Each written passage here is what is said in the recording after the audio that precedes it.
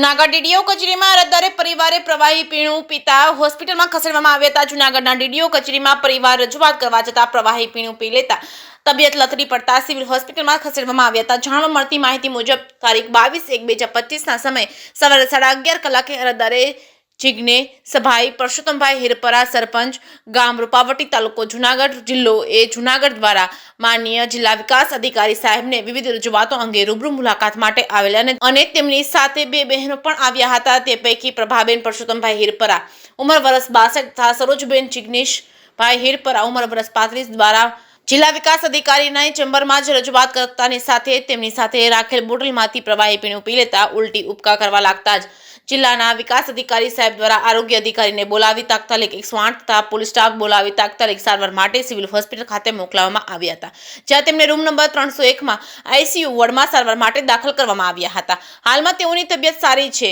અરજદાર જિગ્નેશ પરસોત્તમભાઈ હિરપરા ગામ રૂપાવટી તાલુકો જિલ્લો જૂનાગઢની વિવિધ રજૂઆતો અત્રેની કચેરીથી જિલ્લા કક્ષાએથી તપાસ ટીમ દ્વારા તપાસ અંગેની કાર્યવાહી ચાલુ છે। જે તપાસ અંગેનો અહેવાલ આવશે તે જવાબદારો સામે નિયમ અનુસાર કાર્યવાહી હાથ ધરવામાં આવશે। જે કેસની ગુજરાતી સાથે રાજુ પંડ્યા કેશોદ। મારું નામ જિગ્નેશભાઈ પરસોત્તમભાઈ હિરપરા, હું રૂપાવટી ગામનો ચાલુ સરપંચ છું અને મારા મમ્મી અને મારા પત્નીએ જિલ્લા વિકાસ અધિકારીને અમે વારંવાર રજૂઆત કરવા જાતા હાસમ જુસબ અને મહેશ કેશવ અને ઇમ્તિયાઝ ઈશા દ્વારા અમને જાનથી મારી નાખવાના હુમલા કરવામાં આવેલ છે અને એ લોકોએ મોટા પાયે ઉચાપત કરી છે અને દબાણ કર્યું છે।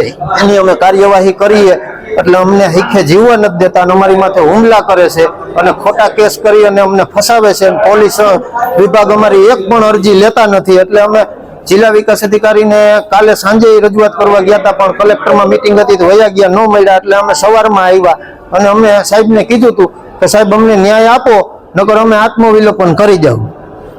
એટલે ન્યા મારા ઘરના આવે અને મારા મમ્મીએ દવા પી લીધી। એ મારા ઘરના છે સરોજબેન જિગ્નેશભાઈ હિરપરા, એ મારા પત્ની થાય, ગ્રામ પંચાયતના સભ્ય છે અને મારા મમ્મી પ્રભાબેન પરસોત્તમભાઈ હિરપરા એ ગ્રામ પંચાયતના સભ્ય છે અને પેલા 5 વર્ષ મારા ઘરના સરપંચ હતા, અત્યારે હું સરપંચ છું। નાણાં પંચની 15%ની તાલુકા કક્ષાની ગ્રાન્ટમાંથી તાલુકા વિકાસ અધિકારીએ પેમેન્ટ કર્યું છે અને જાડેજા સાહેબ એન્જિનિયર દ્વારા ખોટી એમબી બનાવી છે અને એમને ઉચાપત મારી સરપંચની ખોટી સહી કરી છે।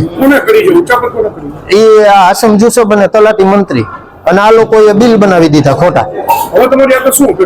અમારે ન્યાય જોઈ અને એ લોકોને કાયદેસર સસ્પેન્ડ કરવામાં આવે ને એની માથે સજા, એને પોલીસ ફરિયાદ દાખલ કરવામાં આવે તાત્કાલિક।